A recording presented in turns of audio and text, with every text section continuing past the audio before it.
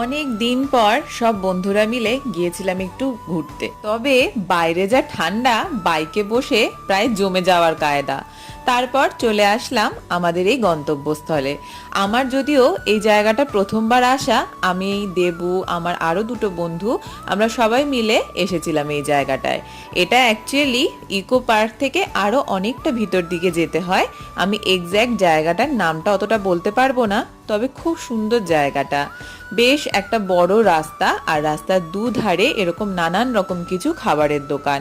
তো ওখান থেকে প্রথমেই একটু খিদে পেয়েছিল বলে সবাই মিলে কাবাব খেয়ে নিয়েছিলাম। তো বেশ ভাল লাগছিল ঠান্ডা ঠান্ডা ওয়েদারে কাবাব খাওয়ার পর। তারপরের মন না ভরায় সবাই মিলে গেলাম মোমো কাউন্টারে, গিয়ে ওখান থেকে প্যান ফ্রাইড মোমো খেলাম।